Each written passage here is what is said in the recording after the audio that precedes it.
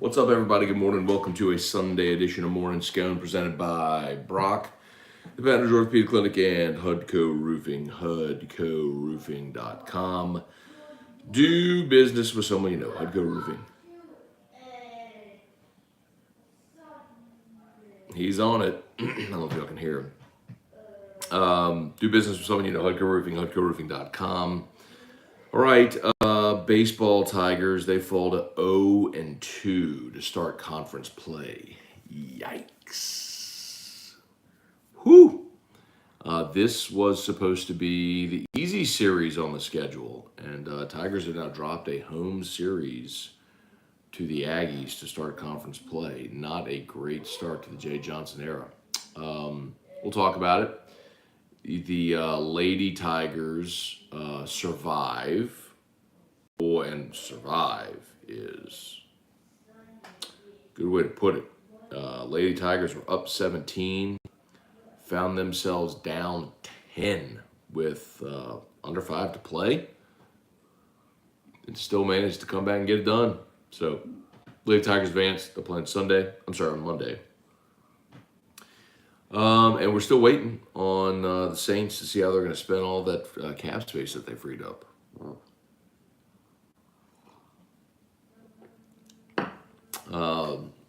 Haven't spent any yet. See what they'll do with Jameis, Armstead, other teams out there signing free agents. Saints got to get busy. Okay, say some good mornings here, see what y'all got. We'll dive into the baseball game, no doubt. Your bottom, Blake Money started. Didn't make it through the fourth. Tigers just battled back. McManus came up with a beautiful 2 RBI single in the eighth to tie it at 7, and then the Tigers give up a 4 spot in the ninth. They gave up the lead without even giving up a hit.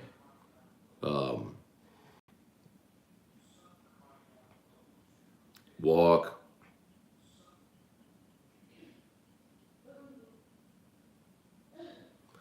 Walk, stolen base.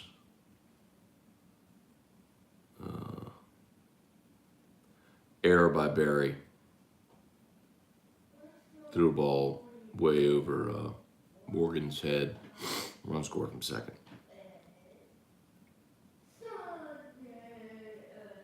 2 more errors for LSU. They just can't play clean, y'all. They're just a bad defensive team. You had an opportunity.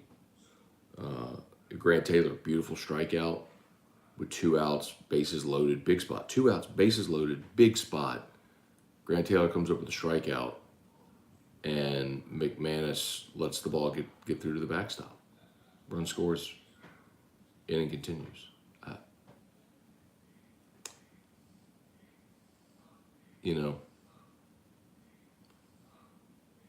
Dead last in the SEC in fielding. Dead last. I mean, I tweeted it last night. Apparently, it is really hard to.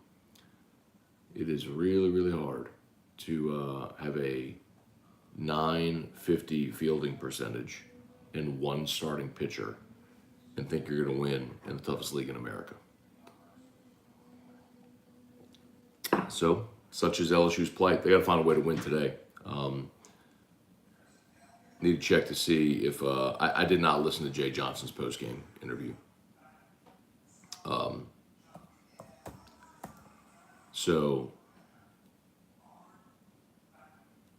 That's good. Schlossnagel posted a picture of him with Skip Bertman. I don't know if Mikhail Hilliard will start today. Makes the most sense. Got to get a big outing from Mikhail. I mean, you just have to. He's got to go deep in the game. I mean, LSU last night, after using 8 pitchers on Friday, used 1, 2, 3, 4, used 6 last night. I tell you what, that was a 4-hour and 52-minute game last night. You had almost a 5-hour baseball game. Jay Johnson wasn't lying when he said before the season started, we're going to play some long baseball games. He was right. All right, Truax, what's up? Aaron Hornsby, Brant Roban, what's up? Headed back home, maybe LSU will start winning. Safe travels, Brant. Bob Poole, Robert Martin, Brett Robertson. Is JJ a bust? No. Jay Johnson is not a bust. He's 2 games in the conference play. And I would like to remind you that he inherited a team that does not have starting pitching. This is similar to what happened a year ago when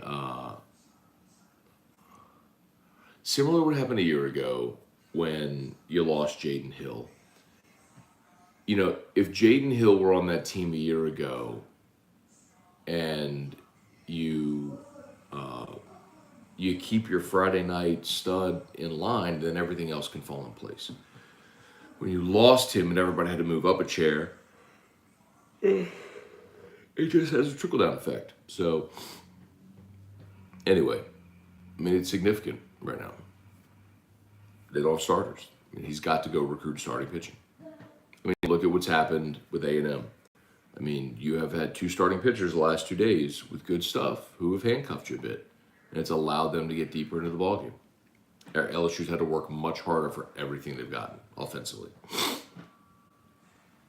Deborah Coward, Samuel Merrifield. I believe the rotation is not set. Of course it's not set. Samuel, I mean, like, bro. I mean, I don't even need to read the rest of your comment. Of course rotation's not set. How can you be satisfied with anything that's happened? I mean, ideally Blake Money's healthy and he goes on Friday. But, you know, I don't know if Floyd can start against SEC hitters from what you've seen. He can give you 6 against Bethune-Cookman, but he goes there grooving fastballs against A&M. He can't make it out the second. So until he develops a secondary pitch that he's confident that he can throw for a strike. I mean, Mikhail Hilliard tonight, this is a massive game for Hilliard. For LSU, for Hilliard to be able to just go see if he can get you 4 or 5 innings. And I got news for you, Coach. The kid who's pitching for A&M tonight has the best ERA on the team. He's got like a 1.35 ERA, the kid they're pitching today. So, I mean, this is literally the toughest challenge you could face this weekend. So, good luck. Bob Poole, shortstop, plays hurt in the Tigers. Bob, everyone wants to blame Thompson, and he kicked the ball last night, but Barry made a throwing error last night. I mentioned McManus let the ball get through him, which allowed a run to score when it was bases loaded, 2 outs, and Grant Taylor gets the strikeout. I mean, you're off the field. Instead, a run comes home, and the inning continues. It ain't, I mean, y'all keep saying, like, it's easy to point at shortstop because it's the most prominent defensive position. It ain't just Jordan Thompson. Bernard Snyder, Lady Tigers got it done. They did. Kelly Gross, morning, Scone family. Great win for Coach Kim and the Lady Tigers. Softball had a rough day. Softball and baseball had a rough day, yeah. Ryan and Mandy Guidry, good morning. Brett Robertson, basketball coach, search news. No, man. Really quiet, actually. Melanie Wilson Willis, good morning. LSU women's basketball gave me a heart attack but pulled it out. Aaliyah Williams, Elliot Doge. Don't mess around with Kim. Y'all saw her after the game singing Jim Croce. That was funny. Patrick Landry, morning, Scone. With Watson's huge contract, where does that leave the Browns for the salary cap? Let's look. I mean, I really don't care. I'm to be quite frank with you, I don't care at all about Cleveland. I'm just glad Deshaun Watson's not going to be our problem.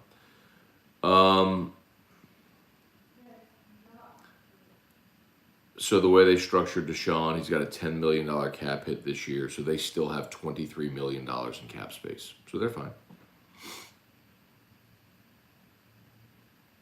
All right, Pat Houston, good morning. Joey Vincent, Aaron Hornsby, Trivia Carter. The Maggies are trash. Hey, bro. Jim Schlossnagel. You never heard me say the Maggies are trash. But they came into this series dead last in hitting in the SEC and 10th in pitching. I was texting with Kendall Rogers last night during the game. He said, look, this is the best they've looked all year, A&M. And that's a team that's improving, obviously, as you would expect. But Schlossnagle, everything he's done, man, every button he's pushed this weekend has worked. He made a change mid count last night, a pitching change against Morgan. Got Morgan down 0-2, made a pitching change mid count, had him 0-2, brought in a new pitcher to give him a different look because it was that big of a spot there in the eighth, and got the strikeout. When they put action on the bases, when they put hit and run action on the bases, it's worked. When they've shifted, against Barry, they're using 4 outfielders and shifting the infield. Barry hit one last night from the right side that would have been a gapper to right center, but he hit it right at the 4th outfielder. So they've just been outcoached. I mean, this A&M team's willingness to hit with 2 strikes. They have been the aggressor, and they are taking advantage of every mistake LSU makes. They're just A&M. This has been a clinic by Schlossnagle. He is out coaching Jay Johnson this weekend. Jay Johnson has more. When you look back in 5 years, you will say there were more big leaguers on this LSU team than the A&M team, but they're being outplayed and outcoached right now. Mont Dog, Brandon, I'm not panicking yet. You should. There's 28 games to go. This team is what it is. They're terrible defensively. Pitching is good against weaker opponents. Bats have to be consistent if they want to go anywhere. I will be curious to see if one of the freshmen can emerge in the rotation. I'll give you an example of what it could look like. Let's say, hypothetically, okay? Let's say hypothetically, money's good, right? Jim moves back to Friday. You feel good there. Let's say, knock on wood, but let's hope Mikhail Hilliard pitches well today and he could maybe be your Saturday guy. So you can go Money, Hilliard. I don't know if they want to keep Floyd in the rotation, moving back to the bullpen, but Money, Hilliard. Then, Grant Taylor pitched well this weekend. Maybe that's a guy, or even we've seen Garrett Edwards, we've seen Will Helmers, we've seen those guys start and get SEC hitters out. A good mix of pitches. I like Edwards because he's a strike thrower. Maybe that's your Sunday guy. If nothing else, that's something that could stabilize you with your rotation and not need to use 8 pitchers every game. But for sure, they're not settled. You would have loved, though, to have had this settled for the start of SEC play, but it's not. Brian Kelly to GOAT. Matt, any timetable when we can hire a basketball coach? Before next basketball season. No, I don't know. If you look at Brian Kelly's MO, it's Scott Woodward's MO. He took his time with baseball. He moved very quickly with women's basketball, and with football, he had half a season to work through getting his guy for football. So, I don't know that they're going to look to make a hire right now during the tournament, unless if the guy they want is out of the tournament. In which case they could move very quickly. But I think, like I said, Scott's got a tough sell on his hands because of the looming sanctions. Adam Fontenot, baseball, softball swept, men's basketball bounced, gymnastics had their worst meet of the season. Thank God Mulkey and the girls came back from that choke job. Rough weekend for LSU. It has been a rough weekend, there's no doubt. Brandon, we need Milazzo back. Way too many balls to the backstop. No doubt. And the crazy part of it, too, is that McManus finally has kind of started to break through offensively a little bit this weekend. He homered a couple times this weekend and came through with the big hit in the 8th last night. So, his bat's coming around finally. But defensively, it's just, you're so deficient there without Milazzo behind the plate. There was even the swinging bunt yesterday, and McManus couldn't make the play first. Like the little chopper in front of the mound. He couldn't throw the guy out at first. It's like, I mean, I told y'all when they signed him, he mostly DH'd last year at South Alabama. I mean, at Samford. He only caught a few games, so he ain't in there for his defensive prowess. He was brought here for his bat and to have an extra catcher, and you're seeing why. Cliff Nelson, good morning. Hashtag Team Drew from DC. All right, Cliff Nelson, what's going on in DC, man?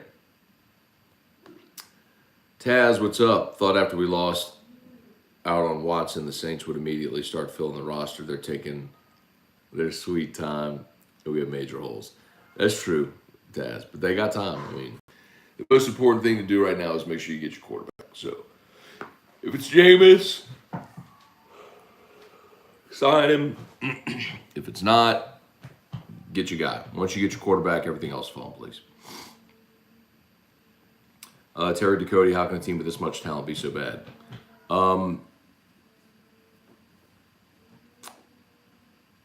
it makes baseball great.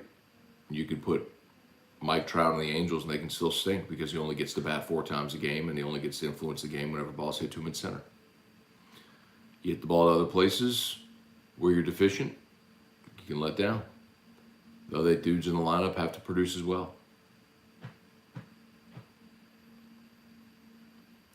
Brandon, can we please stop saying Riley Cooper from the bullpen? He's just not that guy. I'll tell you this. So they did bring him in last night, 2 nights in a row. They brought him in and he walked the guy, his first guy, and they left him in to pitch to Moss, who's A&M's best hitter. I'll tell you, and it worked, and here's why. Cooper works the bottom part of the zone. He does. He's got a lot of sink on his fastball. He'll throw the breaking pitch at the bottom part of the zone. And with the bases loaded, they were trying to induce a ground ball double play to get out of the inning. And he got it. He got Moss to ground into a double play.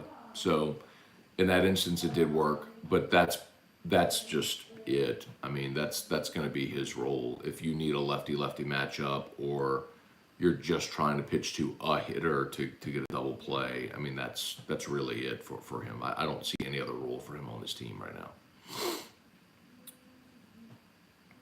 Edward O, Tommy Poole, good morning. Oh, man.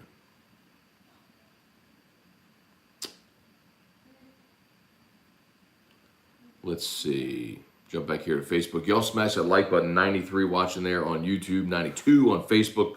YouTube, smash the like button. Facebook, like the page, share the post. Brought to you by Brock and Hudco. You need an orthopedist, you go to Brock. You need a roof, call us at Hudco. Jared Delucky, morning, Matt. Took a valiant effort, but at least the women prevented the last couple of days from being a shutout, yes. Melanie Wilson-Willis, feel like defensive lineup needs to be stronger. See why Palmineri was more on the defensive side than offense. Yes, you have to pitch and play defense, no doubt. The only other option at this point, and look, Dugas got a pinch hit last night. So maybe he'll be back today. Dugas in left, Gio in right. I think you're fine there. Obviously, Cruz in center. The only other option you have is if you want to move Trey Morgan into the outfield. I've told you all that before. Like, I've had too many scouts tell me this, and they're right. But Morgan is going to be an outfielder at the next level because you don't put athletic guys at first base in professional baseball. So you can move Morgan to the outfield, but you want to take Dugas out of your lineup. I mean, or you could move Morgan to left, DH Dugas, and Joe Bear comes out, who struggled here at the start of SEC play. And you could put Barry at first. I mean, you could do that. Not a lot of easy answers right now, man. Charlie Cavell, Alan Hurd, concerned about Fontenot outings, doesn't look sharp. Ag sitting on the breaking stuff. No, and I remember doing this last year. Devin, when he pitches back-to-back days, the second day, because we talked about this last year, and I remember I went and actually pulled all the numbers late in the season from his. I don't remember off the top of my head, but when he pitches in consecutive days, the second time out, there's a noticeable decline. So, and maybe it's just because, and I don't know, but maybe it's because when you come out of the bullpen, he's so max effort, it maybe takes him another day to recover. That's speculative. I really don't know. But I think that's more it than anything. I think. Yancey Benoit, David Wallace, 5-hour game while pitching problems, errors. Yep. Craig Schilling, good morning, Craig Schilling. Texas A&M is very disciplined at plate. They lay off breaking pitches. Yes, they do. Not sure Hilliard is going to be effective because they will do the same. Craig, the thing I'll tell you about McHale is he can throw his breaking ball for a strike, and that's what gives them a chance. I'm with you. A&M has been very good. They've been there, and their willingness and ability to hit with 2 strikes has been. If you've been watching the games, Ben McDonald's talked about it all weekend, and he's right. Their ability to just choke up on the bat, fight off pitches, take what they're given, it's been impressive. I mean, their 2-strike approach has been very impressive. Todd LaRousse, morning Scone, 3 errors, 15 strikeouts, gave up 10 walks, got to clean it up. Yeah, you're not going to beat many teams doing that.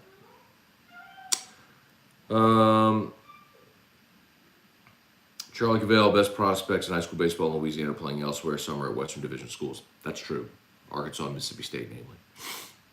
Charles Reese, trust me, you didn't want to hear his press conference last night. No interest in poor fielding. Well, the thing I'll tell you is, Jay did say, a couple of weeks ago, it's not as bad as it looks. And here's the thing, man. Like, I do get why a coach wouldn't want to necessarily go into the media and crap on his team. I do. I totally understand that. But there has to be at least an acknowledgement of the issue and that you're working to get it fixed. I mean, there has to be. Ron Ritchie, good morning. Ryan Dixon, how is such a disciplined coach have such an undisciplined team? I'd say the same thing about basketball. Will Wade's as disciplined a human as I've ever met. Look at his basketball team. Kyle Gallo saw Eli Holstein decommitted from A&M. Big family ties to LSU. Wonder if he decides on LSU. That'd be cool. I'm sure Brian Kelly's been on him since he's been here. So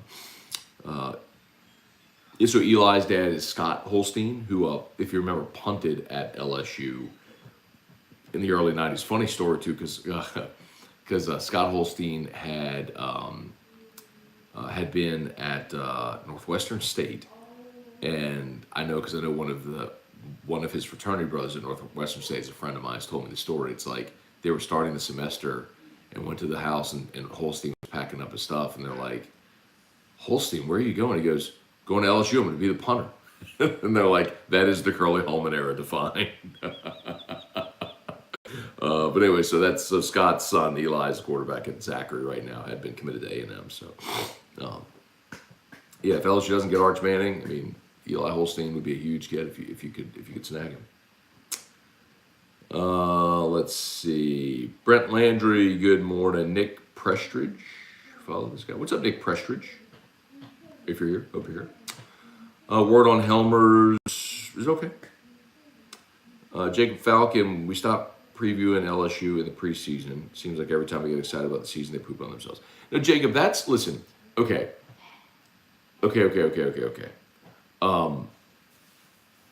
Previews are great, but reality has to set in. Like, let me give you an example. What people are doing right now, okay? So right now, we can form a very clear contrast, okay? Football next year. I have said many times, I think football, their ceiling is 9-3. 9-3, maybe win a bowl game, get to 10, they'll be an awesome first year, but I think that's their ceiling. When Vegas puts the win totals out for LSU, they're going to be 7.5, okay? Because people are super pumped about the transfers, etc. And I keep telling you, look at cornerback. You lose Ricks and McLaughlin, you replace them with Jark Bernard Converse and Mekhi Garner. You are not as good with those 2 guys as you were with the 2 you had, okay? Like, you lose 4 starters on the offensive line. You have a whole new coaching staff. Like, you are not going to be a contender this year in football. I keep saying that to people, and then I get crapped on.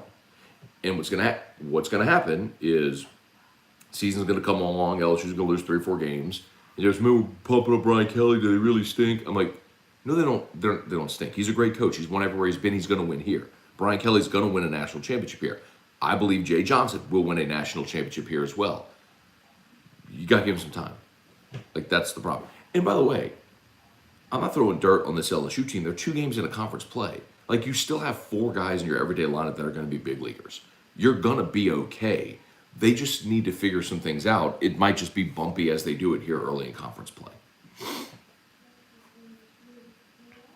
Charlie, do you think LSU names a hoops coach before sanctions are released? Absolutely. I mean, it could be months before the NCAA levies the penalties against LSU. So yes, absolutely. Ben Giat, morning Scone, day 2 of the roof install. Ordered some nice weather for the fellas. Heck yeah, I love it, man. HUDCOroofing.com. Getting Ben Giat there a new roof. We can do the same for you.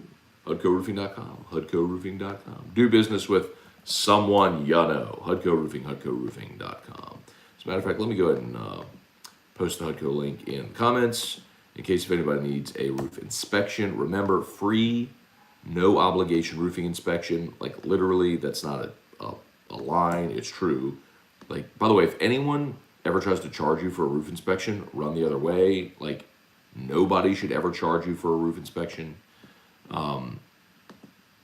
So we'll do the full report, walk it, chalk it, mark it, take pictures, let you know if you got issues. If we recommend a replacement, we'll help you file the insurance claim, and I'll get you that new roof. All right, let's see.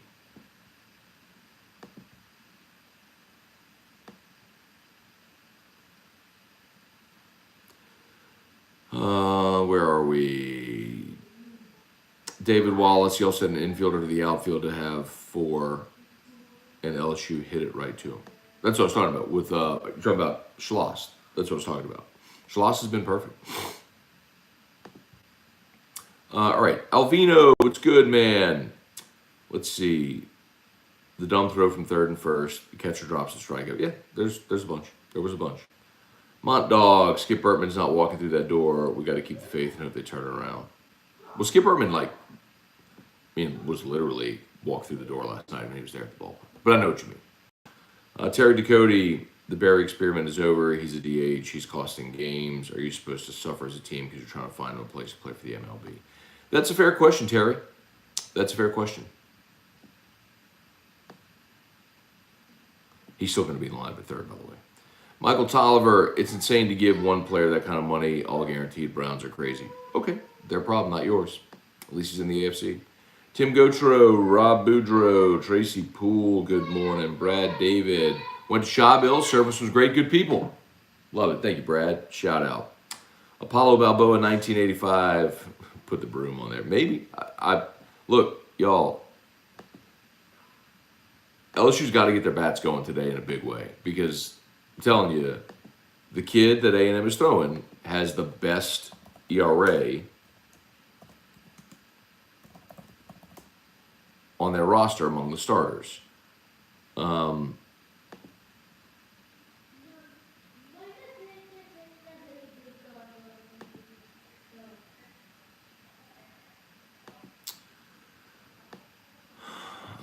A&M's pitcher today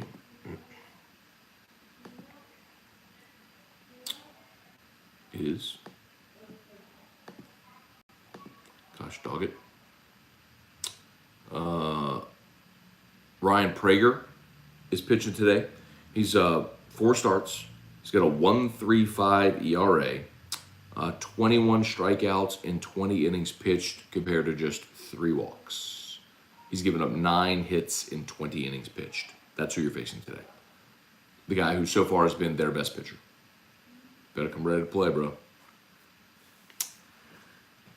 Terry Ducote's 500 the ceiling for this team. 500 in conference play.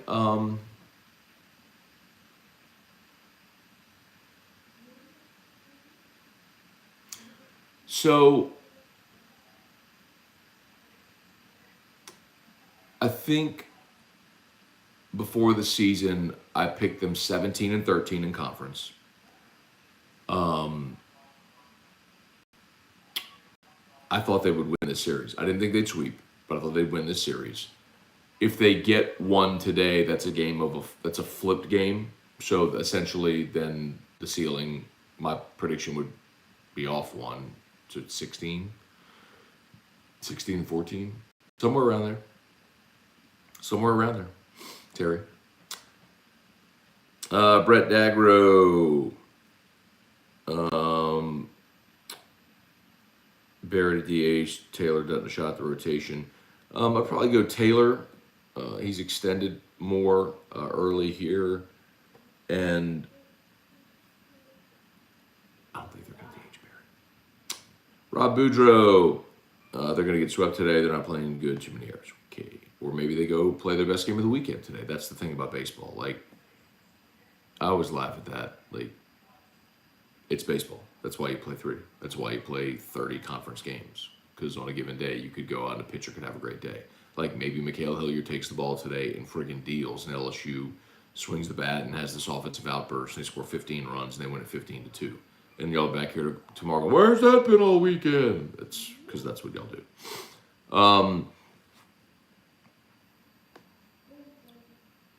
Dr. James Bernard Jackson, got to keep plugging. Baseball's a tricky sport. Jay better get these guys to gel.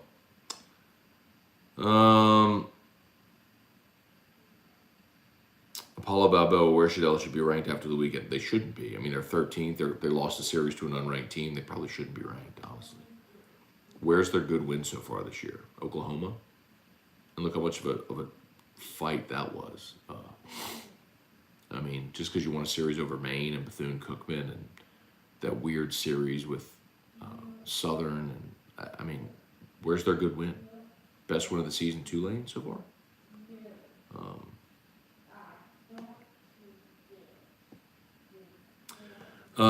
Eric Water, do you think we're better off going all in on offense? Seems like we're trying to be kind of bad, be just kind of bad on defense instead of owning it and at least being elite at something. Okay, well, if you did that, then what changes would you make? Right? Because I think they have their best bats in the lineup. Like, I don't know who you would argue is on the bench right now that should be in the lineup. Morgan Cruz, Berry, Doty, Dugas, Joe Bear. I mean, who else? McManus. Who else do you want? I mean, I think this is your best offensive lineup. I mean, I understand the question, but at this point, like, I don't know what else you would argue, like, who else you would rather have in the lineup that's not. I mean, Trey Guy, morning, Matt, what's good? Looks like the Aggies might have brought the brooms to the box. Come on, people, smash the like button. Thank you, bro. 116 watching, 41 likes. Take a second, smash that like button if you would. And if you're new, please subscribe to the YouTube channel. Taz, if the Pelicans get the Lakers pick this year, that'll go down as a one-sided trade. I think it's, well, here's the thing, Taz. I would argue that it maybe already is, but two things. Number one, the Lakers did get a championship already. I mean, they got the championship with AD in the bubble, and it feels like a faux championship with a split season in the bubble and all that foolishness, but championship is a championship.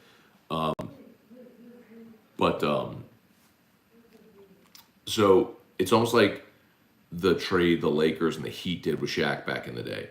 The Heat got their championship, but the Lakers kept Kobe and ended up winning 3 more, or 2 more with Kobe. They lost it in 08, won it in 09. They won 2 more with Kobe. So,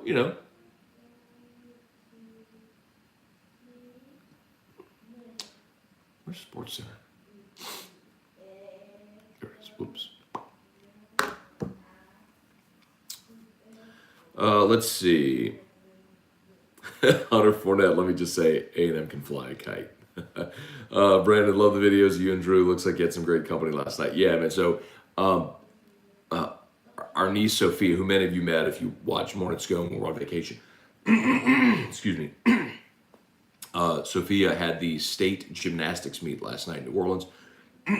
So we were supposed to go. My mom was going to watch Drew. Well, Drew with his broken arm, we didn't want to leave him with my mom. So Erica just went to the meet, and I just stayed home with Drew last night.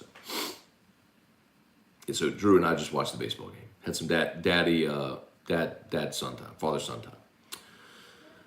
Good morning, Matt. How about those Lady Tigers and Coach Kim? She gets those girls to hustle. Can you hustle? God, yes. Maybe in a bit. Rapping Batches, what's up? Merrick Mathern, Wendell Norman, Jonathan Martin. Taz may be biased to see LSU winning 10 games in football this year. You're definitely biased. You're absolutely biased. That's the point I keep making. The same people are like, man, we got to hope so for like, yes, you're biased. That's, of course you are. That's what being a fan is. Like, you're going to see the positive in all the things in your team. And I do my dead level best to try to look at things objectively, but a lot of people don't like that. They call me a hater. They say crap on the team. I'm like, no, I'm just telling you objectively what I see. And whatever. And by the way, I do think LSU baseball is plenty good enough to get to Omaha this year. Y'all can laugh all you want, but they have 4 dudes that'll be big leaguers. You have a Friday night stud in Blake Money, provided he stays healthy. And I think you have enough arms behind them to figure it out. In the same way that we thought LSU was going to go into this series and win it, the flip side of it is A&M was not expecting to win the series at all. And this is the best they've played all year. And they won a road series. So that's going to happen for LSU as well. Like, they're going to play their best series somewhere along the way and play really well and get things together. It may happen next week, but, you just play out the string. And if they're playing their best baseball, look, I mean, LSU last year went and won a regional up in Eugene when everybody thought they would. Long season. Anthony Guglielmo's morning. Tough to watch the regression of LSU baseball. I know it's Johnson's first year, so interested to see where the program's headed after the season's over. I'm interested to see how this team continues to progress this year. Blaine Smith, to be fair, Jay Johnson warned the fan base pitching was going to be challenging. It's true. He did. He said we're going to see a lot of long baseball games.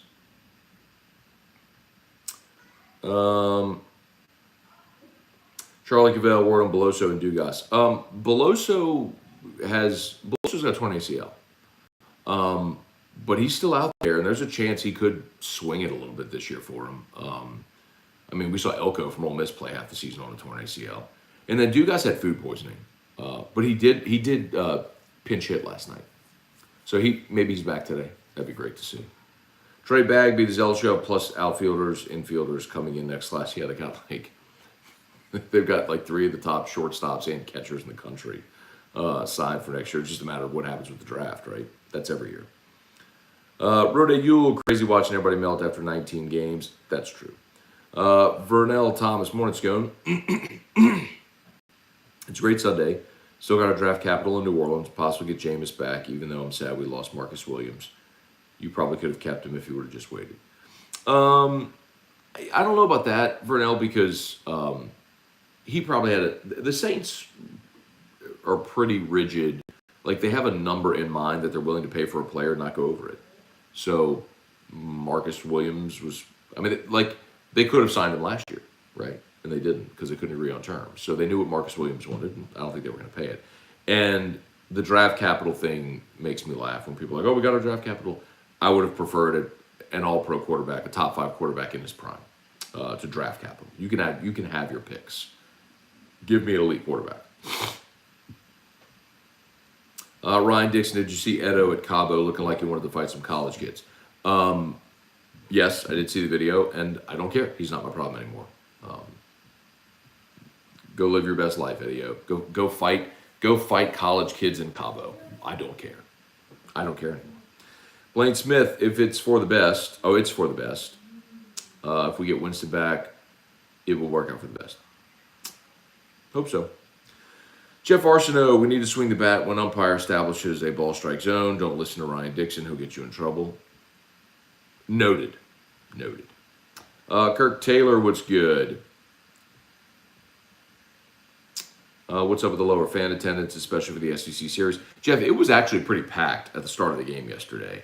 But they played a 5-hour baseball game. There aren't many humans that are going to sit through a 5-hour baseball game on a metal bleacher. So I'm not surprised. David Tolson, atmosphere in the PMAC was nuts yesterday. Go Lady Tigers. All right. I heard that from a lot of people. Wasn't packed, but good crowd and loud.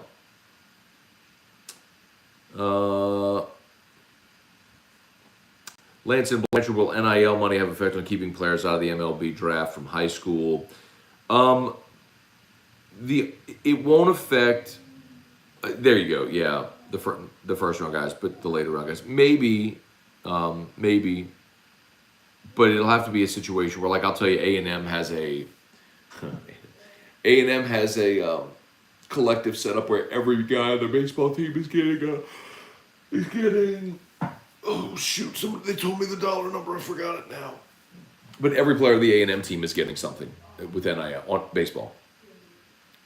I forgot the number though. It was not insignificant. So, but yes, there's a possibility.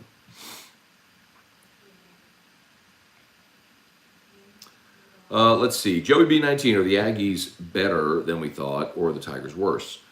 I think this is by far the best that A&M has played. I'll put it to you this way. There's going to be a lot of days where LSU scores 7 runs in a conference game at the box and wins.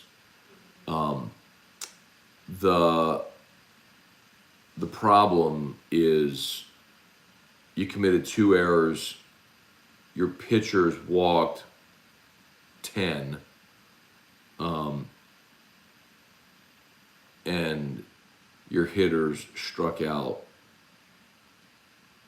15 times.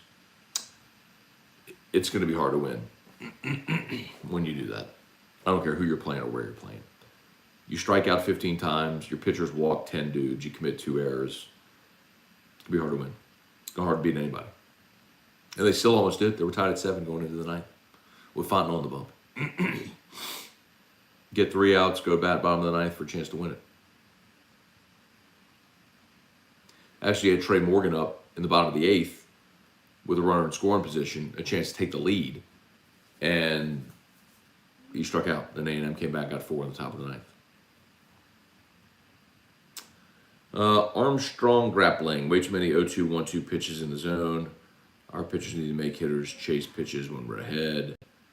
Ben, have A&M hitters credit. That's not good pitching. Ben, have A&M hitters credit. Hey, bud. Drew, come see, bud. Drew. Erica's still sleeping. Hang on one second. Erica's sleeping. He's trying to go in there and bother her. Hey.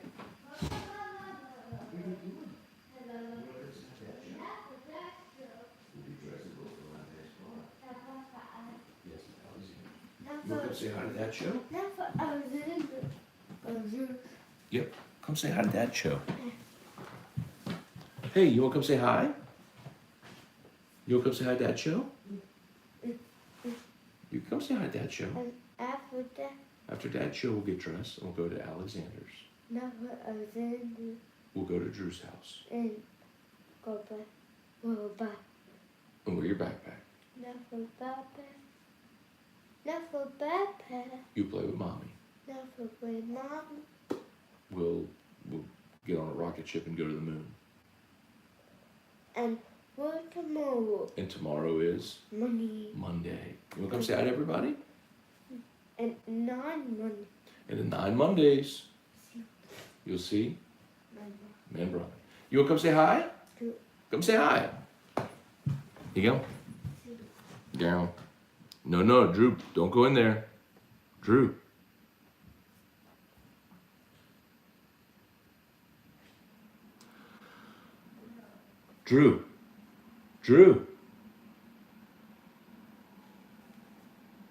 I'm trying to let Erica sleep.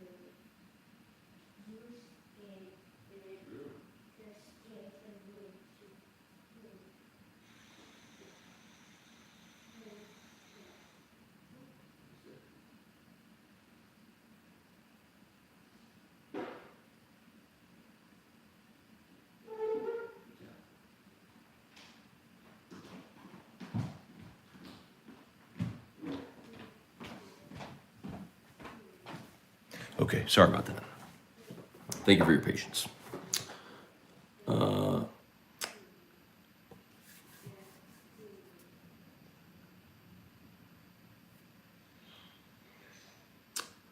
Let's see.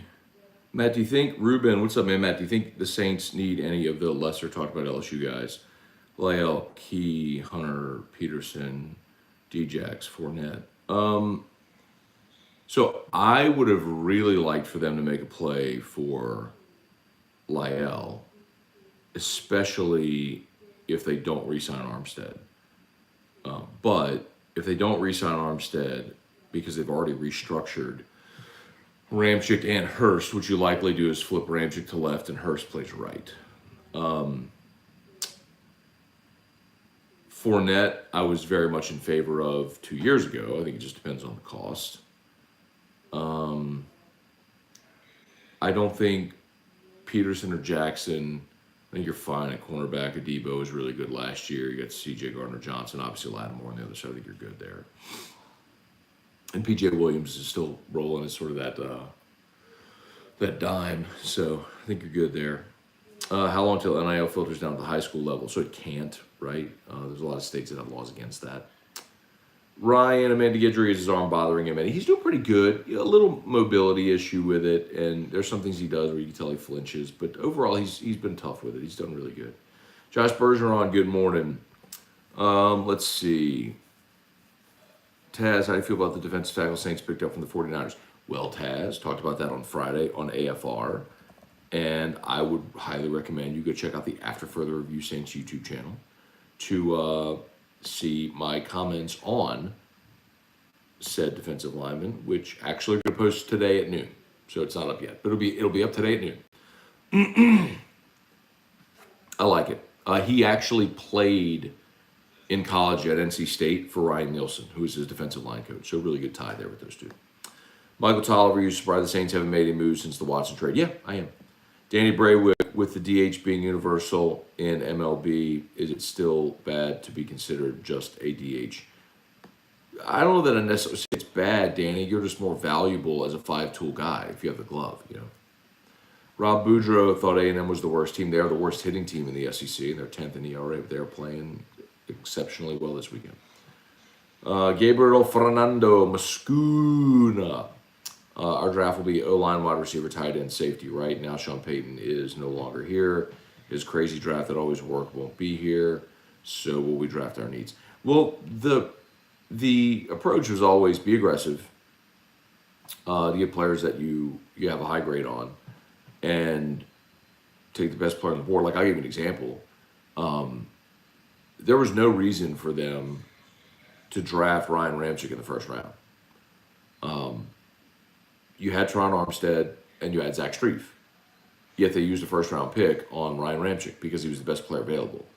Well, Zach Strief tore his ACL that year, and Ryan Ramchick has played ever since. When they drafted Alvin Kamara, if you remember, they had Mark Ingram, and they signed Adrian Peterson that offseason. And there was no sense in drafting a running back. Running backs had been devalued. They just spent money on Adrian Peterson. Well, Kamara was obviously a good decision. You see my point? Like, I understand what you think or what you think they should do, what fans think they should do. Like whenever they drafted Cesar Ruiz, I get it. Ruiz hasn't been good, but everyone wanted them to take a linebacker. Well, what everyone failed to realize is a day after the draft, they cut Larry Warford in a cap-saving move, and Cesar Ruiz became an instant starter. So they had to get an interior lineman. So a lot of times when it's hard to see the forest through the trees, but they've drafted exceptionally well. But I would say wide receiver is their biggest need. If they re-sign Jameis, which I hope they will, I think at 18 you got to take receiver. Hang on one second. Yeah.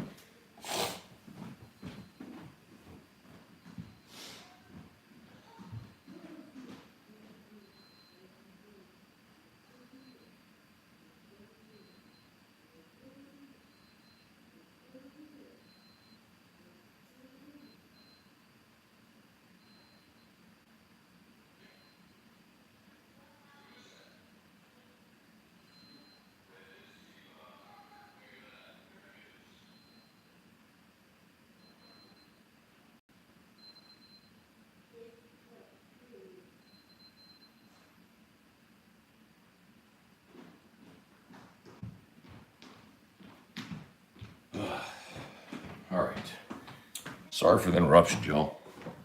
It should hopefully be the last one, hopefully.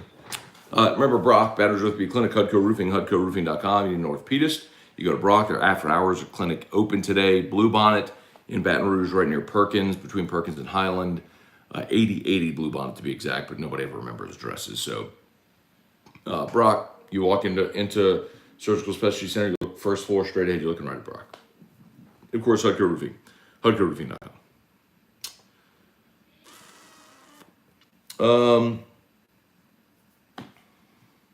you think CJ scrubbed his Saints wallpaper off his Twitter account because of the possible trade contract issues? Yes. I don't know that, but you said, do I think? Yes, I do. Cortland, when your best hitters aren't hitting. Alvino, you taught me everything you know about baseball. Do you feel LSU? Oh, that's a good thing. Do you feel LSU has good arm play? Arm play? I don't, but I feel Westenheimer, or whatever his name was pretty decent. Alvino, I'm sorry, bro. I have no idea what you're asking me. I'm trying, bro, but I have no idea what you're asking me. Michael Tolliver, rankings in baseball aren't too important, I don't think. Just get into the tournament. You have a chance. Look at LSU last year. Yeah, and there's like 4 different polls. There isn't like universal poll, and polls don't factor in anything. So you're right. I don't care about the rankings. One thing that, oddly enough, is like works to LSU's detriment is the name brand gets them a lot of credit early in the season. Sometimes they don't deserve. This was an example of that, probably. Like, this team probably shouldn't have been ranked in the top 5 preseason, but they were. Anel Flores, good morning from Puerto Rico. Good morning. Or maybe it's Angel Flores. I don't know. Carter Harris was at the game last night and took full advantage of every mistake we made, pitching and fielding mistakes. Yes, they did. They're a good team. They're well coached. Trivia, it's LSU's sport fault why baseball stinks right now. If we had the companionship, this would not be happening. That's true. We need the Rally Frogs. Blame it on LSU sports properties. Trey Guy, why do you think this is the greatest fix? What do you think is the greatest fix the baseball team needs?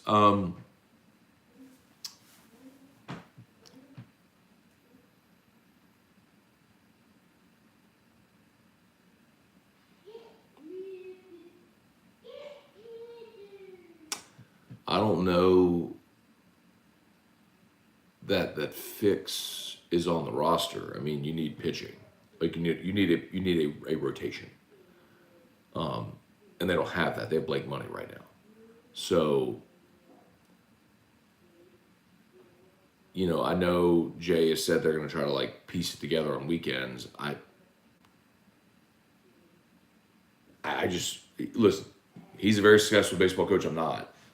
But I've watched enough college baseball to know you kind of have to have a rotation. You have to have something set going into the weekend. So we'll see.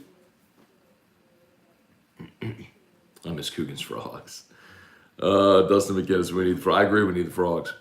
Hunter Fournette, if you got 3 of the top shortstops and catchers, at least one of those has got to pass on the draft. That's the hope, right? Like that one of each shows up on campus. Cortland Jacobs sounded like both fan bases brought the energy for the women. It was great to see. It was a really cool environment. It was. One of those losers in College Station are going to print shirts about this series. Brandon, good morning. Hunter, Drew cracks me up. Such a good little dude. Thank you. Typical gamer, hoping you don't mind me asking. Saints, no, absolutely. Y'all ask whatever you want. If you're new here, it's ask whatever. I mean, I just sit here and answer questions till y'all are done. Except on weekdays when I have to get him ready for school and we only do like 20 minutes. But on the weekends, this is the shot to get him. Who do you think the Saints go after in free agency? Well, I would love to see him re-sign Teron Armstead, who's their own guy. I mean, I'm more inclined to say look in house. I would.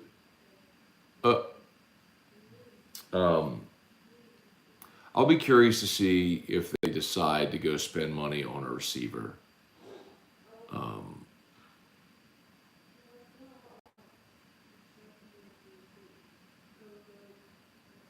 I really liked the idea of Jarvis, but it doesn't seem like they're interested.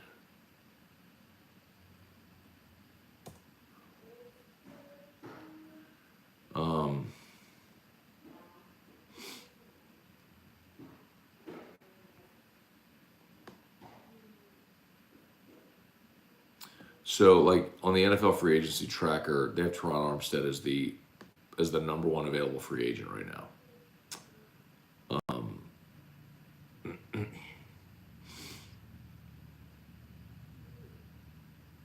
Some of y'all have mentioned safety. I mean, Tyron's still available, and I know they signed Marcus May, but well, no.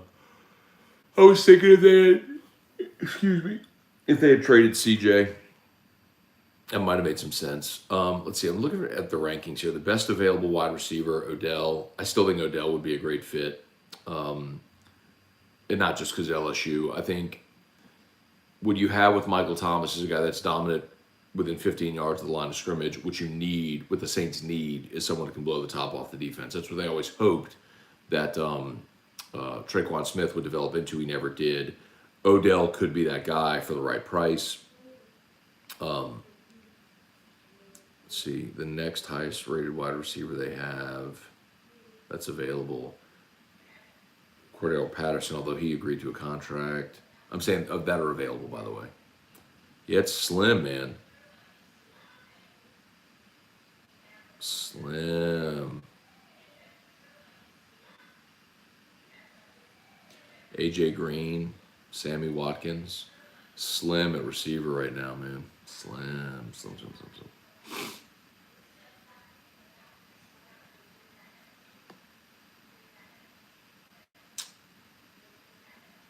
Ross Jackson said Collins is linked to the Bengals. Yeah, I know Lyle is the first visit he made. They flew him to Cincinnati, and I would actually be quite all right seeing that. We talked about that on Friday on AFR. It would, I mean, I'd love to obviously see him come play for the Saints, but if you're re-signing Armstead, then you don't need Collins. And I would love to see him end up protecting Joe Burrow, because I would just love to see Joe Burrow and his ACLs protected. Ooh.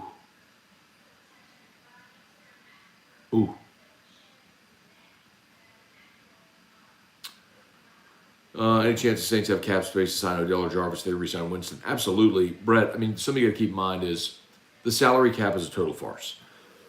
I mean, a few weeks ago, the Saints were $75 million over the cap.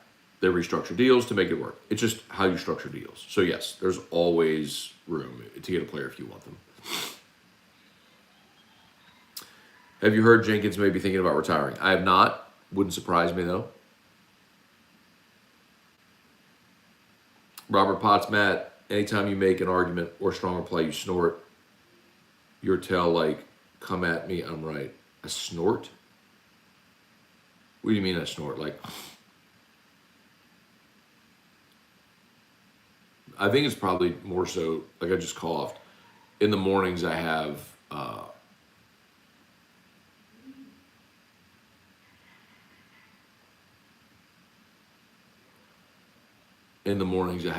I just have really bad allergies. When I wake up every morning, it's like this.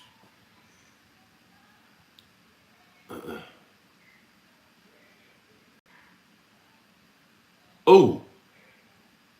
Hold out from the bunker. That was awesome. On the fly. That was awesome. Let's see. Eric Waterrotter. Sorry if I missed this, but did the contract we offered Watson ever get out? Just curious how much the Browns came in over the top.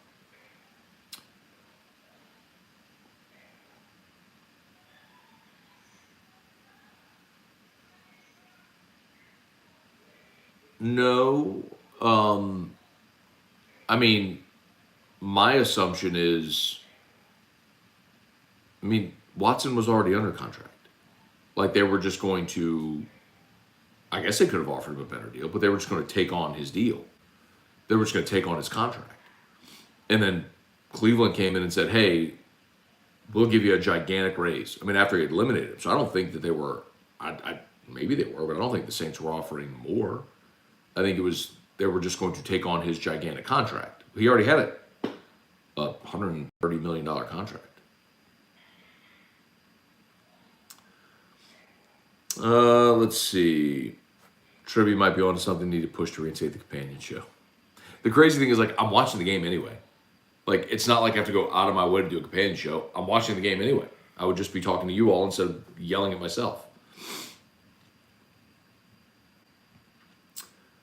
Would you prefer CJ or Marcus May play deep safety? Do you believe it's a position battle? I don't. I would rather Marcus May play deep safety, play free.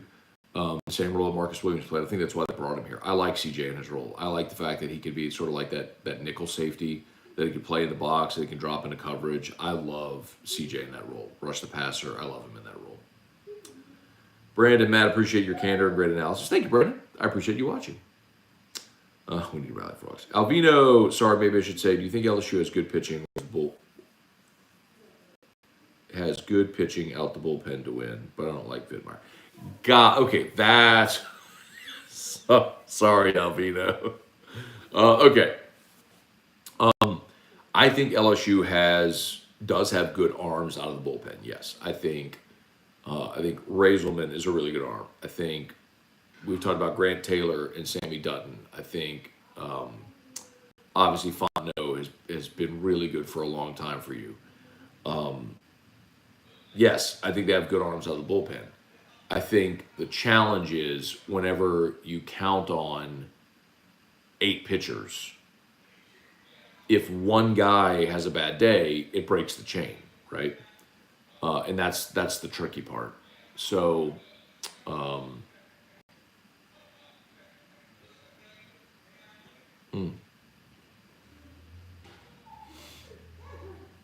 anyway, so yes, I think LSU has good arms, but I would prefer to have 3 competent starters that can be the foundation of a pitching plan for the weekend.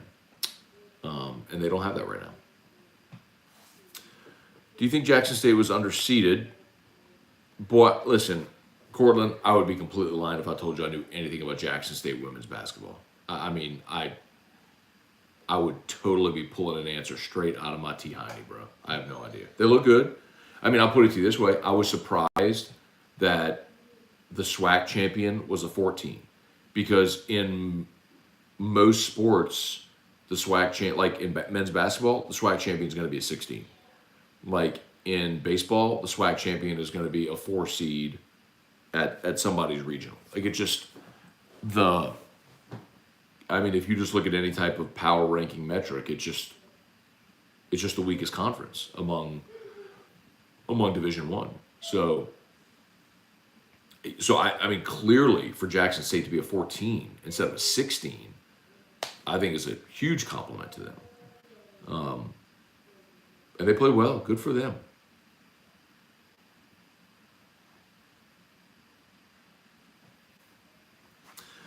Michael Roby, Texas A&M pitching coach, was Jay Johnson's pitching coach at Arizona last year. So I wish we had talked about that last week on AFR. We didn't. But I did have that conversation with Kendall Rogers.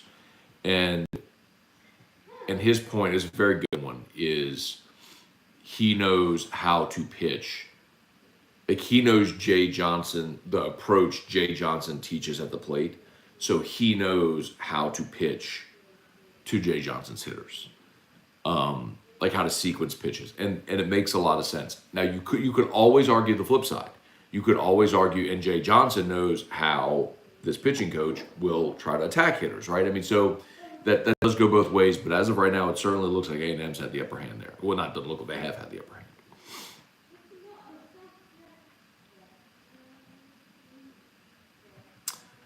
Do you know if how different Saints offense may be with Pete at OC now? I don't think it's going to be much different, Taz, honestly. I think more so it's the players, but if you had different players. But, I mean, remember, Carmichael called the offense called it in 12. He called plays, I think, he called plays 3 seasons. Because when they promoted him, I went and looked this up. He called plays in 3 seasons. And each of the 3 seasons, I think they were like 1, 1, and 2 in the NFL in total offense. Like, it was crazy. So I don't know that you're going to have a noticeable difference. Carl the Cat, what's good, man? Sounds like Collins maybe head to Cincinnati. Yep, I'd be okay with it. Matt, with the deal Cleveland made with Deshaun Watson, if Watson had serious injury, would Cleveland be in trouble with the cap since Watson's salary is guaranteed? Nobody's ever in trouble with the cap. It's the cap is a farce. I mean, I've been joking about cap hell forever because you can always structure deals to make it work. You can always do that. Louder? Okay, thank you for coming to ask me. Okay, thank you.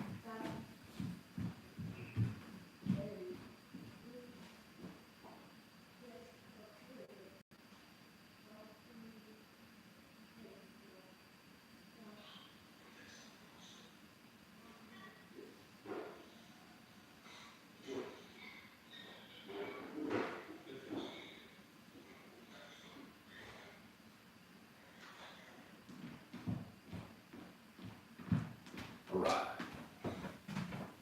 I think we're just about done, guys. A few more comments here. Appreciate y'all for being here as always. Beautiful day. If y'all got out to the Wearing of the Green parade yesterday, that's awesome. Always a great day in Baton Rouge. Oh, got a bunch over here on Facebook. My bad, guys.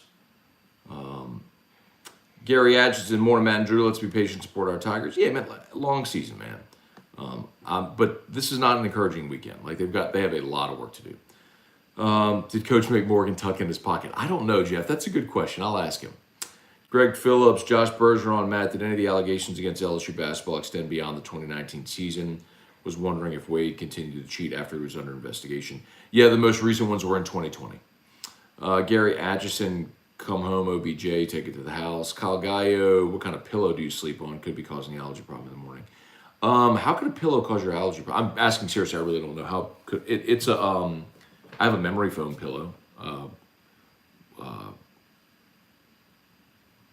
I don't know what brand or anything.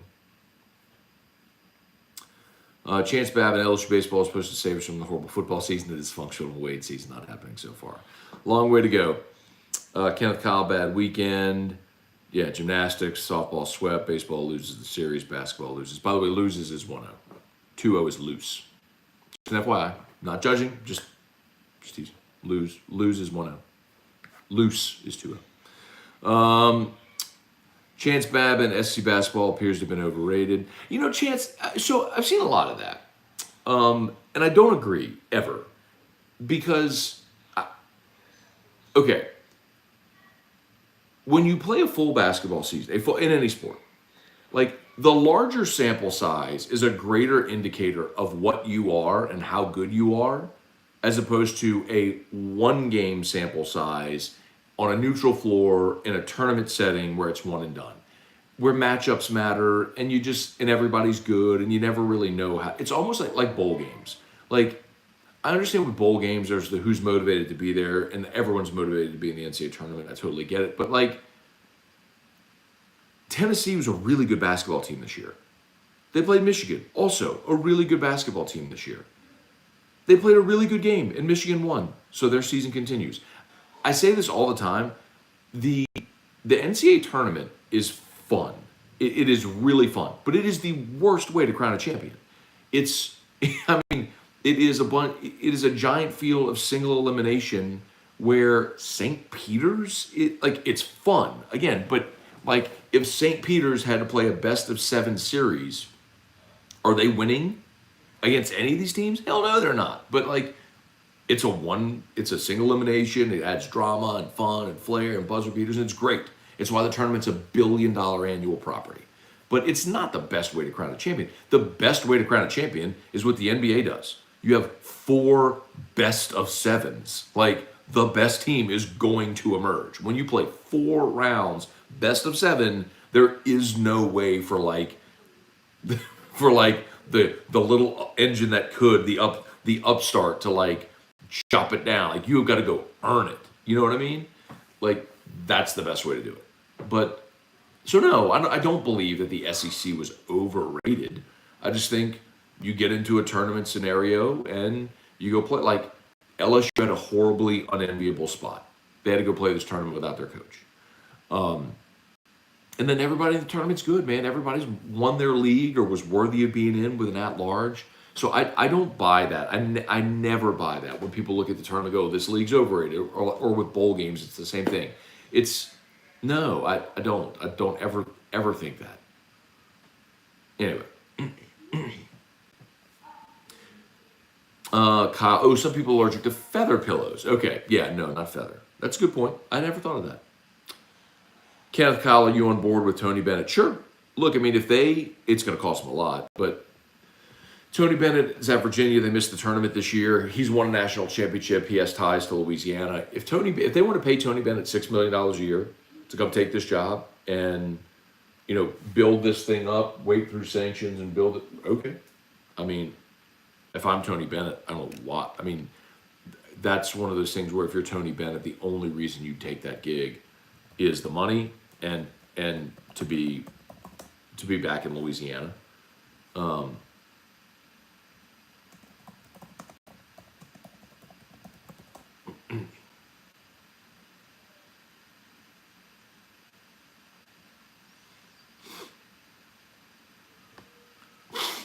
Let's see.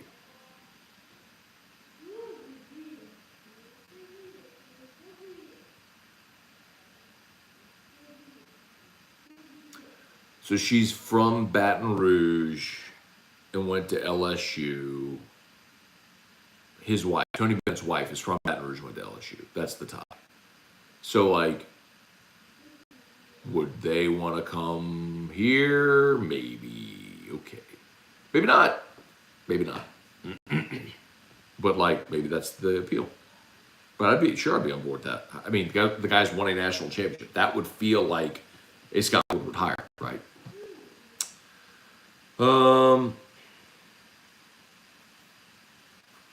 Brad Dagger, I can't blame the Saints for Watson on the way for Cleveland. Landon was given more money. Who the hell would want to go to Cleveland?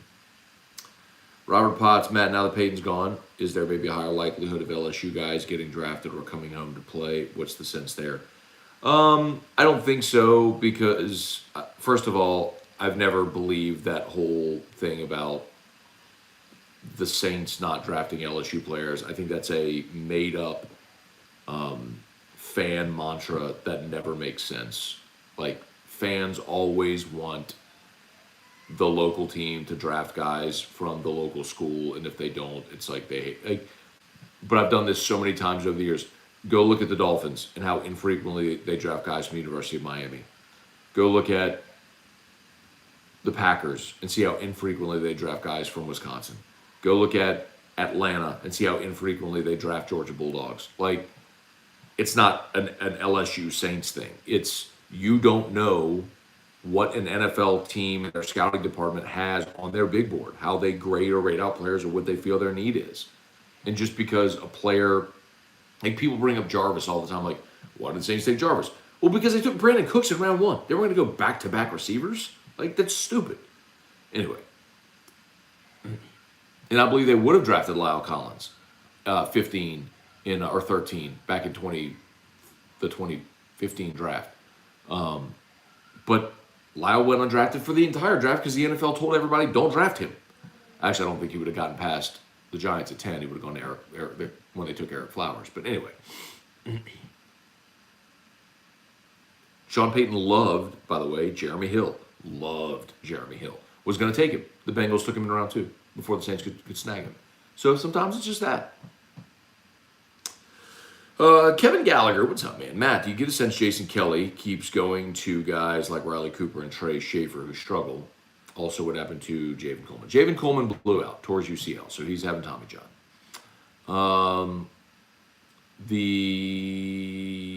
So Riley Cooper and Trey Schaefer, I mean, those two are your only lefties. So I think, at some point, you're going to need a left-handed arm that you can count on. So I think they're trying to figure out where these guys can be productive and where these guys can get them a meaningful out, right? And look, Riley Cooper did it last night, to his credit. They put him in. He walked the first guy he faced. And they left him in with the bases loaded to face Moss, A&M's best hitter. And I even tweeted, I can't believe they're letting him pitch to Moss with the bases loaded. And he got the ground ball double play. Cooper lives at the bottom of the zone. They were trying to get a ground ball. They got it. I mean, I surely thought Riley Cooper was going to bounce one, send it to the backstop, walk the guy, hit him something, but he got the ground ball double play. So great, right? And maybe that's his role. Murder Giraffe, yo, yo, yo. Cortland. They had one girl that was able to hang on the rim. Oh, Jackson State did? Say my name. Kim Mulkey yesterday.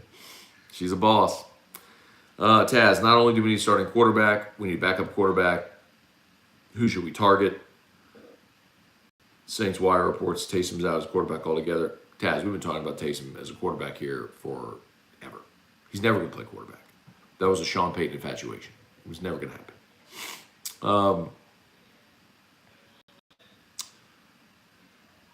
I mean, I'm okay re-signing Trevor Siemian as your backup.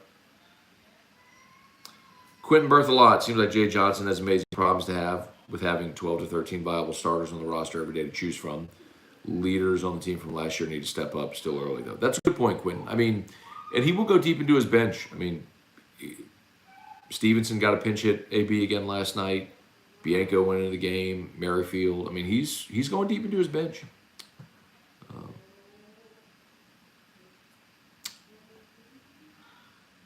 Ryan Rogers, Matt, you might have addressed it. Thoughts on Packers sending Adams to the Raiders. They didn't send Adams to the Raiders. He signed there as a free agent. He did not re-sign with Green Bay. So that wasn't a trade. They didn't trade him to the Raiders. Oh,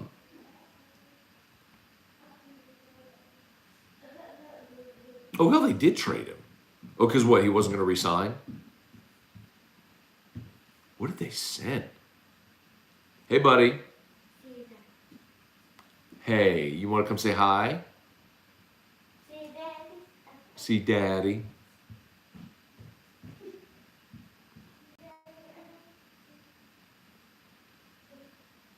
So they traded him because he wasn't going to resign. Ooh.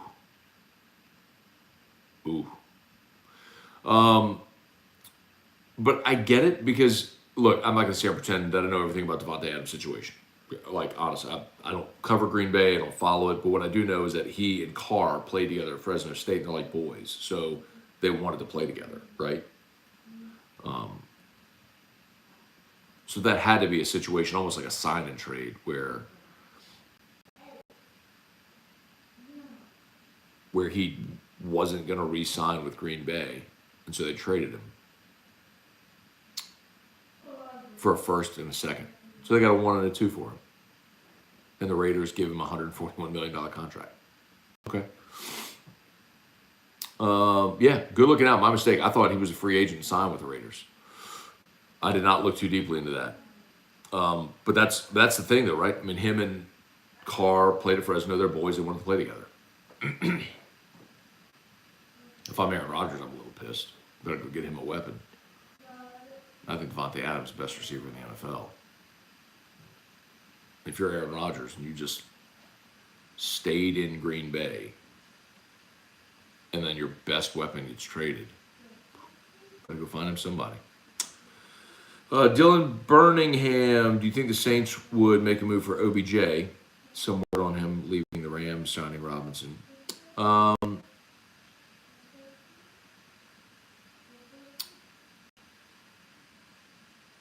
Where did Robert Woods go? I saw he signed somewhere yesterday.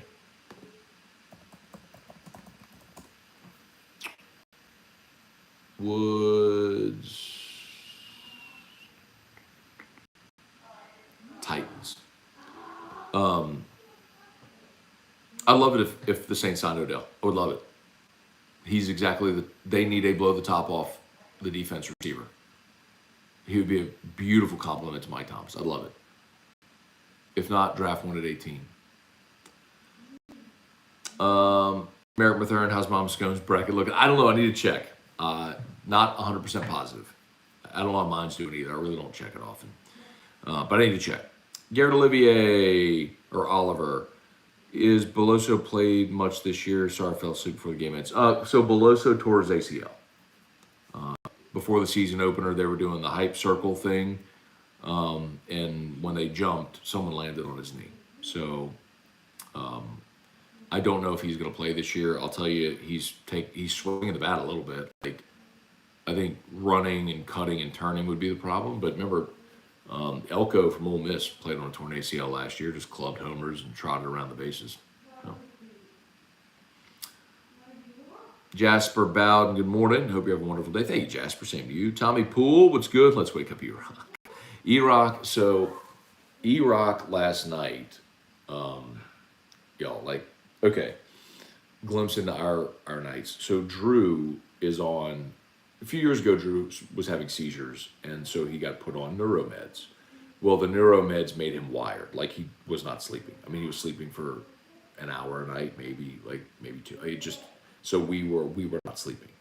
And so they now put him on clonidine, which is a heavy drug that knocks him out. So he sleeps. Well, we would give him the clonidine at 9:30. So at 10 he'd be asleep. But he was waking up early, like he wasn't sleeping. It was knocking him out, but he wasn't sleeping through the night. And then when he was up, he was up. So we started splitting the dose. We give him part of the dose at 9:30, knocks him out, and then we set an alarm. One of us will alternate nights or whatever if she's up for 1:30 to give him the second dose because he's got a feeding tube. So you just open the port and just push it through, so he never knows he's getting it. Well, last night, so normally sleeps, for whatever reason last night, he did not sleep. He was up at like 1:10 a.m. before his second dose, and then is up again now. And so about 5 a.m., Erica woke me up. She's like, would you please put him back in his bed? Because like he woke up, put him in our bed, because he was like, he flails, was kicking her. So she's like, I have not slept yet. It was 5 a.m. She had not gone to sleep. So I went to bed. She was sleeping on the couch. So she slept on the couch for probably a couple hours from like maybe 11 to 1 maybe. And then she was basically up until 5. And so anyway, I'm not going to, long way of telling you, Tommy, I'm not going to wake her up. Like I'm going to let her sleep all day if she wants to sleep all day. Keaton Berry, and seriously though, what's going on with the defense? Don't know enough about baseball to speak on it. What will it take to fix it? So here's the thing, right? So a couple things. Jacob Berry in the outfield's tough. Like you have to learn angles, you have to learn positioning. It's a lot of timing and skill and learning how to read a ball off the bat. And he's never played outfield, at least not at this level. He was a third baseman and a DH at Arizona. So they put him in right field because his glove wasn't great at third, so they wanted to get a better glove at third and thought they could hide him in right. And he was kind of a liability. So like, all right, well, let's get a better glove in the outfield because Gio's hitting 400 anyway. So put the better glove in the outfield, which makes you better there. They put Berry at third where he's more comfortable, but he's still making some errors at third. Last night he had a horrible throwing error in the ninth. Like, and I would say the same thing with Jordan Thompson. The throwing errors, it's not like these guys can't throw a ball across the diamond. I mean, they've done it their whole lives. They're top prospects. It's literally a thing where they're rushing the throw. And I mean, I'll give him credit. Terrio talked about this a lot on the Riot podcast this week. And I didn't realize this when he had said it, but Terrio led the SEC in errors his freshman year. He started as a freshman at LSU. Kid from Broadmoor started as a freshman. He led the league in errors because he couldn't slow down. And I think that's a big part of it for Berry right now. Like, he knows he's a top prospect. He's playing in front of 10,000 people for the first time. Like, there's tons of expectations and big games, and he's just got to slow down. And it's been really tough for him right now. So, anyway,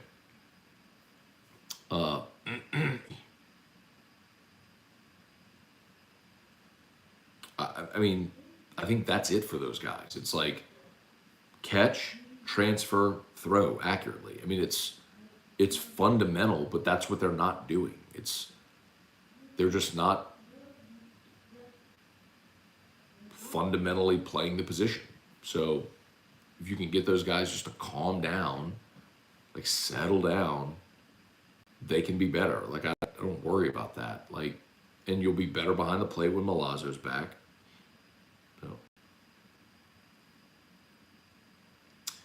So. Keaton Berry in. Apologize for being late to the conversation about baseball. Just got done with my hour-long run. No worries, man. No apologies ever. Come and go as you please.